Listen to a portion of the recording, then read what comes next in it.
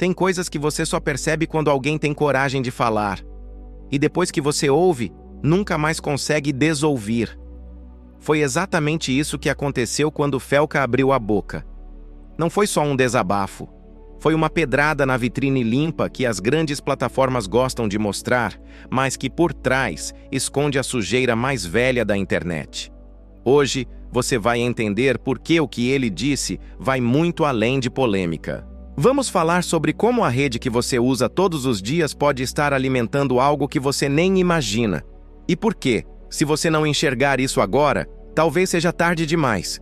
Assistindo até o final, você vai ganhar mais do que informação. Vai ganhar um filtro para nunca mais ser manipulado tão facilmente. Mas se parar no meio, vai continuar acreditando na versão que eles querem que você acredite. Esse é o canal Aletheia Espiritual, onde a gente desenterra as verdades que o algoritmo prefere enterrar. Se prepare, porque depois de ouvir o que tenho para te mostrar, você vai começar a enxergar a internet com outros olhos. Tudo começou com um vídeo simples, desses que você poderia assistir tomando café, mas que acabou incendiando a internet. Felca não enrolou. Falou de frente sobre abuso infantil, sobre como existe uma engrenagem na web que lucra com a adultização precoce. E não era um discurso de internet. Era o tipo de fala que deixa um silêncio pesado depois de ouvir. Porque no fundo muita gente já percebeu sinais disso, mas finge que não viu. Se você acha que é exagero, basta lembrar que em 2020, o próprio relatório do National Center for Missing and Exploited Children apontou mais de 21 milhões de denúncias de exploração infantil online. Não estamos falando de uma teoria obscura. É estatística, é real e está acontecendo agora, no mesmo lugar onde você vê vídeos engraçados e memes. É como se a internet fosse um prédio de vidro. Por fora, reluzente, por dentro, mofado. O mais assustador é perceber que a linha entre entretenimento e exploração, muitas vezes, é borrada pelas próprias plataformas. Vídeos inocentes com crianças acumulam milhões de visualizações, mas não é difícil notar que boa parte desses cliques não vem de quem está ali para sorrir. E isso não é um erro de programação. É o algoritmo fazendo o que sabe: entregar para quem mais consome. Se até aqui alguma parte do que estou falando já te incomodou ou despertou algo que você nunca tinha pensado, segue o canal agora. Porque o que vamos aprofundar a seguir vai mexer com você mais do que imagina. A imagem que as plataformas vendem é de neutralidade. Nós só mostramos o que as pessoas querem ver. Mas isso é como um traficante dizendo que só vende porque há demanda. O algoritmo não é um espectador passivo. Ele é um arquiteto de comportamentos, um engenheiro de atenção. Ele entende exatamente o que desperta a emoção, o que mantém os olhos grudados na tela, e ele não liga se isso é saudável ou não. Em 2019, uma investigação do New York Times mostrou que o algoritmo do YouTube recomendava repetidamente conteúdos com crianças para perfis de adultos, mesmo sem ligação aparente com o vídeo anterior. Isso não é bug, é design. Quando o objetivo é reter você pelo maior tempo possível, qualquer gatilho vale, até o mais repulsivo. O lucro não sente nojo. O que Felca fez foi jogar luz nesse canto sujo da internet. E quando você olha de perto, percebe que a lógica não muda, seja com vídeos infantis sexualizados, seja com fake news, seja com polêmicas fabricadas, tudo segue a mesma fórmula. É como um cassino. As luzes piscam para te manter dentro, mesmo que lá fora esteja amanhecendo. O problema é que, enquanto tratamos isso como acidente de percurso, milhões de crianças continuam sendo expostas, e milhões de adultos continuam tendo acesso fácil a conteúdo que jamais deveria circular. A pergunta é: quem realmente está no controle? Você ou a máquina? Quando se fala de abuso, muita gente pensa só no ato em si, mas o que quase ninguém vê é a cicatriz que ele deixa na consciência coletiva. A internet transformou a dor em produto. Quanto mais chocante, mais vende. Quanto mais bizarro, mais cliques. Só que, quando o consumo da violência vira rotina, o espírito começa a adormecer. É como se fôssemos anestesiados pouco a pouco, até achar normal o que deveria nos revoltar. Estudos da American Psychological Association já mostraram que a exposição repetida a conteúdos abusivos e sexualizados na infância altera a percepção de normalidade e reduz a sensibilidade emocional. Em termos simples, o que antes chocava, agora passa batido. E quando uma sociedade perde a capacidade de se indignar, ela perde também a capacidade de se proteger. Felca colocou o dedo nessa ferida, e por isso incomodou. Porque no fundo todos nós participamos dessa engrenagem, seja clicando, seja ignorando. E cada vez que deixamos passar, reforçamos a lógica de que a atenção vale mais que a dignidade. É aqui que a conversa deixa de ser sobre internet e passa a ser sobre o tipo de ser humano que estamos nos tornando.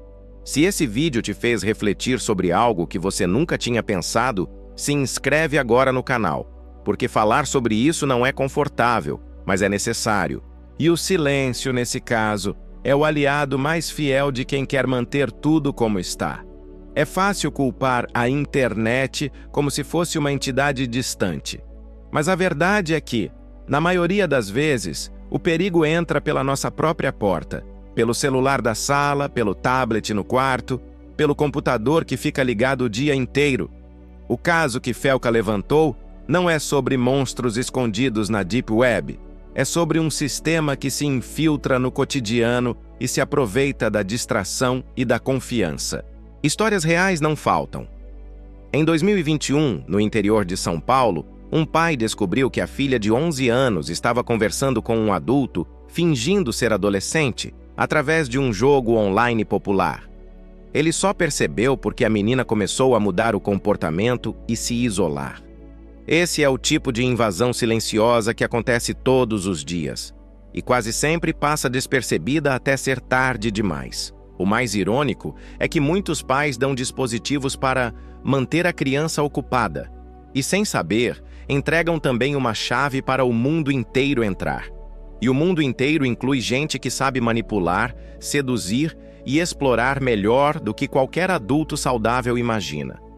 Felca falou sobre isso e a reação foi imediata, porque mexeu com um desconforto coletivo. Saber que proteger exige mais do que instalar um antivírus, exige presença, conversa, atenção. O perigo maior não está no que a criança vê, mas no que ela começa a achar normal. Porque quando uma mente em formação se acostuma ao estranho, ao invasivo e ao abusivo, o trauma já começou, mesmo sem que nada explícito tenha acontecido. O que Felca fez foi mais do que abrir a boca. Foi quebrar um pacto silencioso. Porque, no fundo, é assim que esse problema sobrevive. Na omissão, no desconforto, no não é comigo. A verdade é que, enquanto cada um espera que alguém faça alguma coisa, o sistema segue funcionando, cada clique alimentando o mesmo monstro que todos dizem odiar. A internet não vai mudar porque você ficou chocado. Ela muda quando o choque vira ação. Quando começamos a questionar o que assistimos, o que compartilhamos e, principalmente, o que deixamos passar. Não existe neutralidade no consumo digital. Você é parte da engrenagem ou parte da resistência. Essa não é uma batalha que se vence com raiva, mas com consciência. Consciência para perceber que a tela é só um espelho e, às vezes, o que ela mostra é feio demais para encarar. Mas ignorar não vai fazer desaparecer. Felca apontou. A gente viu. A pergunta agora é: o que vamos fazer com isso? Se esse vídeo te despertou, se algo dentro de você percebeu que a conversa não é sobre eles, mas sobre todos nós, se inscreve no canal, porque aqui a gente fala o que precisa ser dito, mesmo que doa. Não se engane, as grandes plataformas não são as únicas beneficiadas. A indústria do entretenimento também aprendeu a explorar a zona cinza entre conteúdo familiar e apelo adulto. Séries, clipes e campanhas publicitárias já perceberam que insinuar mais do que mostrar rende lucro. e isso forma um condicionamento cultural. É como ensinar ao público que a sexualização precoce é estética, estilo, marketing, quando na verdade é apenas manipulação de impulsos primitivos para vender mais. Um exemplo? Em 2020, o filme Cuties da Netflix foi vendido como crítica à sexualização infantil, mas o próprio marketing usou imagens sexualizadas para atrair audiência. A hipocrisia é tão grande que a denúncia virou produto, e o produto vendeu muito bem. É exatamente esse jogo duplo que mantém a engrenagem girando. Simular preocupação enquanto alimenta o problema. O que Felca fez foi tirar essa conversa dos bastidores e jogar na frente das câmeras, sem maquiagem. Porque enquanto as pessoas discutem se passou do limite ou foi só arte, a linha moral vai se movendo, e sempre na mesma direção.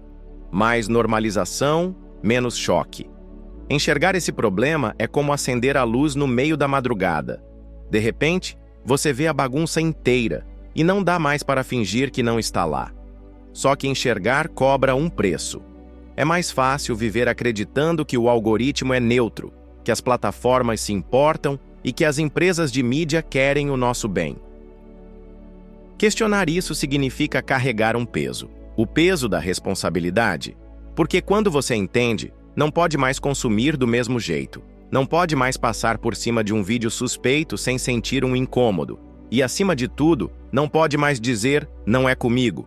Esse é o presente e a maldição de quem desperta. A ignorância se vai, mas o desconforto fica. Felca pagou esse preço ao falar o que falou. E cada pessoa que decide abrir os olhos também paga, mesmo que em silêncio. A questão é, vale mais viver no conforto da mentira ou no incômodo da verdade?